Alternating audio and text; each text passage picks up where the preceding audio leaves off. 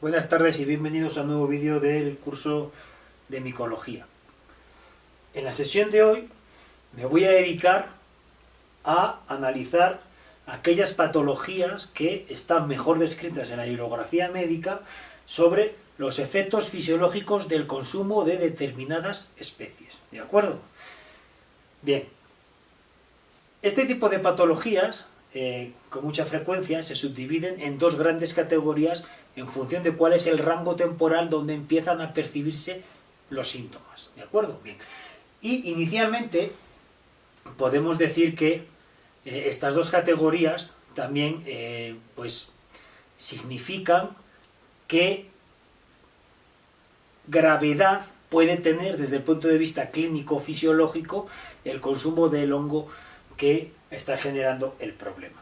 En este sentido, cuando nos referimos a aquellos síntomas, ¿sí?, que son de aparición temprana, por lo general nos estamos refiriendo a un síndrome más leve, más leve. En este sentido, me voy a referir a este cuadro y vamos a subdividir el síndrome en una serie de nomenclaturas que pues, es interesante porque así van a poder también encontrarlo en los libros. El primero de todos es el síndrome digestivo, ¿de acuerdo? El síndrome digestivo causado por especies del género lepista, particularmente lepista nuda y lepista personata, ¿sí? Lepista nuda y lepista personata. A veces estas, yo me voy a referir en el curso fundamentalmente, luego hablaré de ello, a especies del centro de la República Mexicana, fundamentalmente a clima subalpino de conífera y pino-encino, ¿sí? Pero muchas de las especies son compartidas en muchos continentes y pues me voy a referir también al nombre que originariamente tienen en el lugar donde yo nací. En este caso estas se llaman de cabo azul, ¿sí?, la lepista nuda y la lepista personata. Son dos setas bastante características, resisten razonablemente bien las condiciones de bajas temperaturas y bueno, no es que exactamente tengan una patología grave. ¿Por qué sucede esto? Luego veremos alguna otra más, ¿sí? Sucede porque estos hongos son ricos en quitina, ¿de acuerdo? La quitina, acuérdense, es un polímero de glucosas, particularmente es un polímero en beta 1,6, ¿de acuerdo? Por lo tanto, es un polímero difícilmente digerible y ¿qué es lo que conlleva esto? Pues que la digestión sea pesada, ¿de acuerdo? Entonces, básicamente es lo que tenemos. ¿Cuáles son la sintomatología que podemos identificar? Pues diarrea y trastornos intestinales. Se presenta entre media hora y 3 horas después de haberlo ingerido, ¿sí? Básicamente. Entonces, con respecto a los digestivos. ¿Alguna otra especie que es causante de este tipo de sintomatologías? Pues tenemos, ¿sí?, la Clitocibe nebularis, ¿de acuerdo? La Clitocibe nebularis es muy característica y aquí no lo tenemos, pero también el género Suilus. Lo veremos más adelante en el curso. Es un boletal característico, ¿sí?, el Suilus. Entonces, las lepista nuda, lepista personata y Clitocibe nebularis, ¿de acuerdo? Bien. Voy a continuar. Bueno, Mamanita robensis y Marita melea, no te voy a poner todos los hongos porque si no son demasiadas fotografías y me interesan las más relevantes, ¿de acuerdo? El siguiente es el síndrome resinoide o gastrointestinal, ¿de acuerdo? Que está producido fundamentalmente por toxinas enterocatárticas, ¿sí? Enterocatárticas. ¿Cuáles son las especies que causan esta sintomatología? Las más características, pues bueno, aquí les tengo puestas simplemente el Agaricus xanthoderma y el Lactarius torminosus. Bien, el Agaricus xanthoderma lo vamos a ver más adelante en el curso. Aquí simplemente les pongo, el clásico champiñón se caracteriza por tener este crecimiento ovoide, ¿sí? El sombrero crece a plano convexo, las hifas son más o menos rosáceas y tienden a ponerse ocres oscuras en la madurez, pero ¿cuál es el elemento fundamental que los caracteriza? La presencia de anillo y la ausencia de volva, ¿de acuerdo? Esto caracteriza a los agaricales, a estos agaricus, ¿sí? Ahora bien, ¿cuál es el elemento distintivo del Agaricus xanthoderma? Que cuando lo raspamos en la base del pie, la parte que está más pegada al suelo, entonces amarillea de forma intensa, ¿de acuerdo? El Agaricus xanthoderma.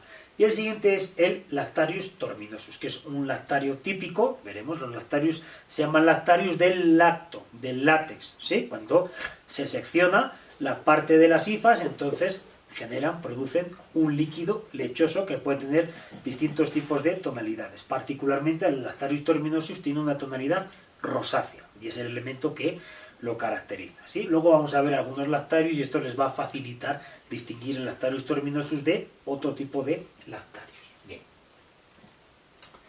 Esto con respecto al síndrome resinoide o gastrointestinal. ¿Qué es lo que vamos a ver también desde el punto de vista de la fisiología? Dolores violentos, ¿sí? Lógicamente en la región abdominal, vómitos, náuseas, diarreas y, bueno, lo que llamamos pues, calambres epigástricos, que es básicamente lo que les estoy diciendo, ¿sí? Unos retortijones de bastante intensidad. Bien. El siguiente síndrome es el síndrome psilocibínico o alucinógeno. Desde el punto de vista de la fisiología que causa en el enfermo, ¿sí? No está asociada a, digamos, complicaciones orgánicas desde el punto de vista de las estructuras físicas, ¿de acuerdo? Pero sí tiene un efecto claro en los estados de conciencia. ¿Por qué? Porque estas especies producen toxinas del tipo de la psilocibina, ¿de acuerdo? Y entonces afectan a la percepción sensorial.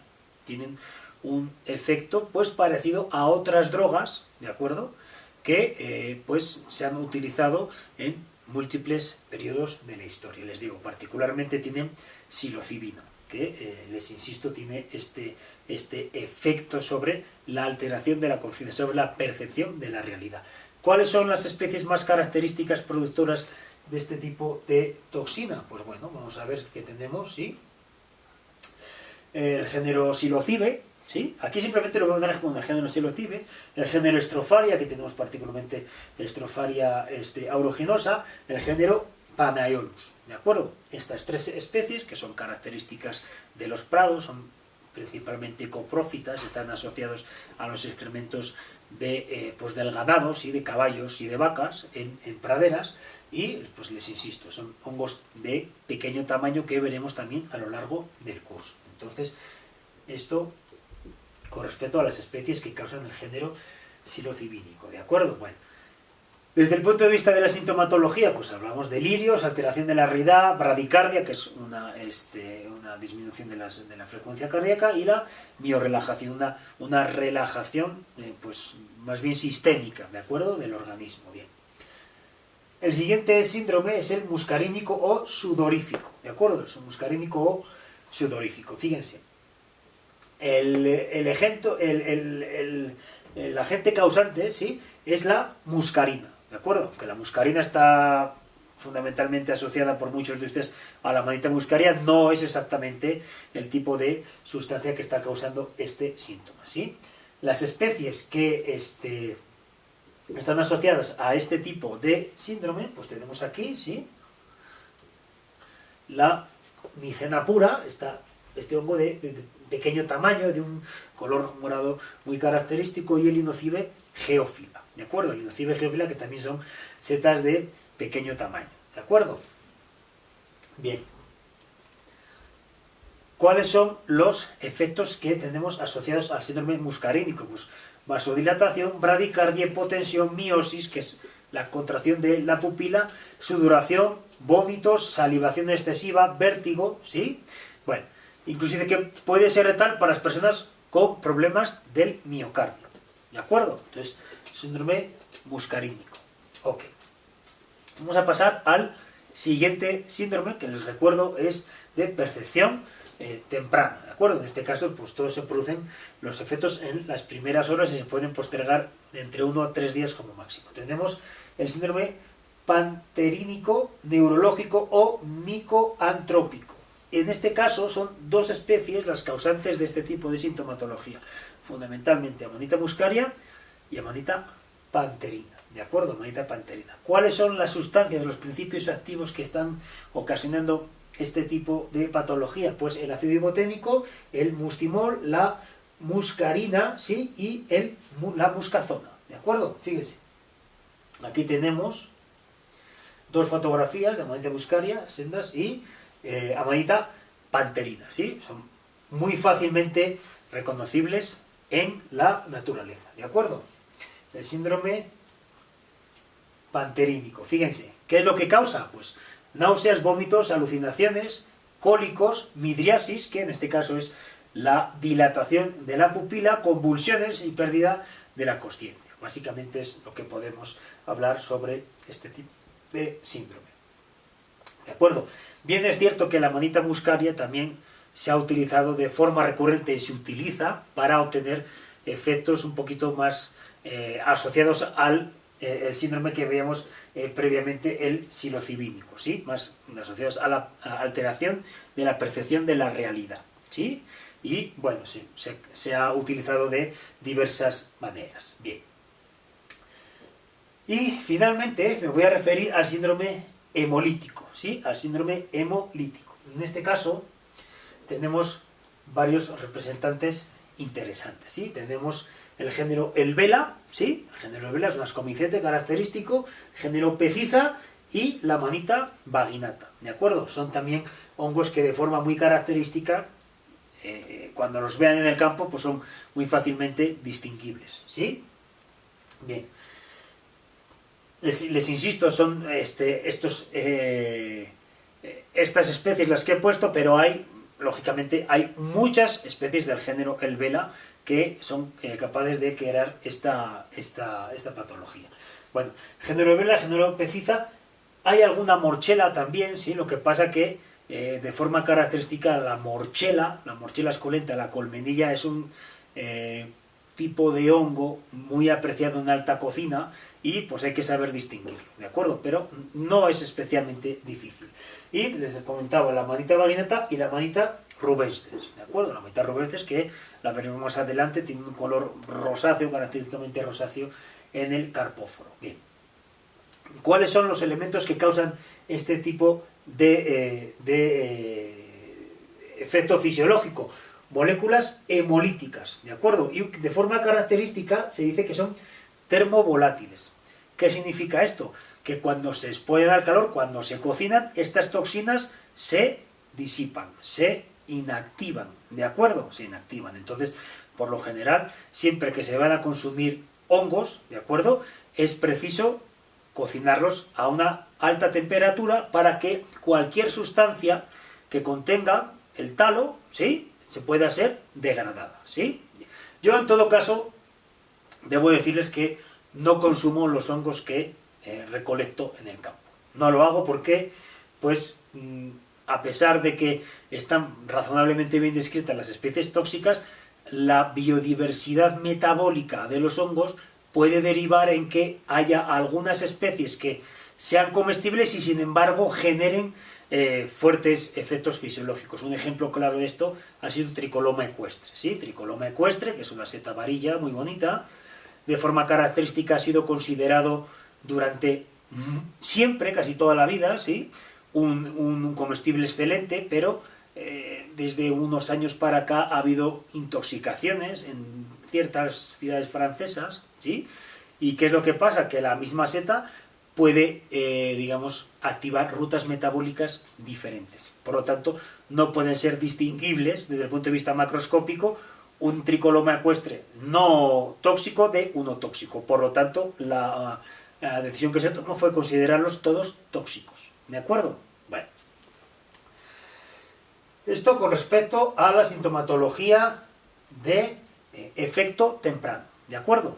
Y en la siguiente tabla lo que les muestro son los síntomas y los síndromes causados por hongos, pero cuyo efecto fisiológico empieza a detectarse días después del consumo, ¿de acuerdo? Este tipo de intoxicaciones son muy peligrosas y con mucha frecuencia pues terminan fatalmente, ¿de acuerdo? Las personas que ingieren estos hongos acaban falleciendo, a no ser que haya pues muchas veces incluso un trasplante de hígado o de parte del hígado, ¿de acuerdo? Bien, fíjense. El primero que me interesa que veamos es el síndrome faloidínico o ciclopeptídico, causado por especies del género Amanita y del género Galerina, fundamentalmente Amanita phalloides, Amanita verna y Amanita virosa, ¿de acuerdo? Vamos a verlo, ¿sí? Aquí tiene Amanita faloides y Amanita verna. Son las dos clásicas amanitas, ¿sí? Acuérdense que las amanitas se caracterizan por tener anillo y volva y unas láminas blancas, ¿de acuerdo?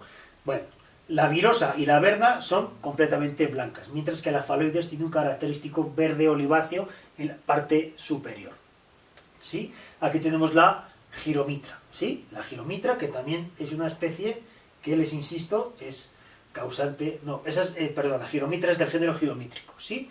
Pero aquí tenemos la otra, que es la galerina, que era esta, ¿de acuerdo? Es un hongo un poquito más pequeñito, ¿de acuerdo? La galerina. Entonces, las amanitas, la faloides, la verna y la virosa, el género faloidínico, ¿de acuerdo? Entonces, lo que está causando este tipo de patologías son la faloidina, particularmente la beta-faloidina, la alfa-amanitina, la falina y otros tipos de polipéptidos. Entonces, empieza a percibirse después del octavo día y dura hasta los 22. Y les insisto, gastroenteritis, son los síntomas: gastroenteritis, vómitos, hepatitis, diarrea, ataque hepático, produciéndose muerte y fracaso renal, falla renal que conlleva la muerte del paciente, ¿de acuerdo? El siguiente que me voy a referir es el parafaloidínico, que está causado por especies del género Lepiota. Bien, las lepiotas son un grupo de hongos bastante diverso, ¿de acuerdo? Hay unas muy características, que son la macrolepiota mastoidea, que se llama el parasol, porque es un hongo muy grande. Estas lepiotas son hongos pequeñitos, ¿de acuerdo? Las lepiotas, fíjense.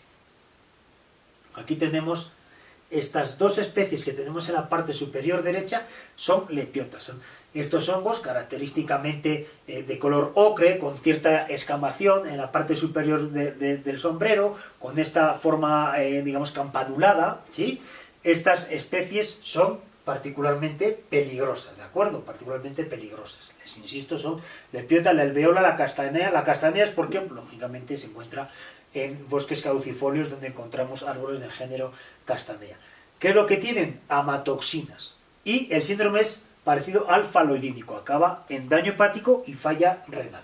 El siguiente síndrome que quiero ver es el giromítrico o hidracínico. El giromítrico o hidracínico, bueno, giromítrico lógicamente tiene que ver con especies del género Giromitra, pero también con especies del género Elvela, y una particular que es la espatularia. Fíjense, aquí tenemos la giromitra y la espatularia, ¿de acuerdo? Giromitra y espatularia, ambas especies, pues bastante fáciles de distinguir en el medio, ¿sí?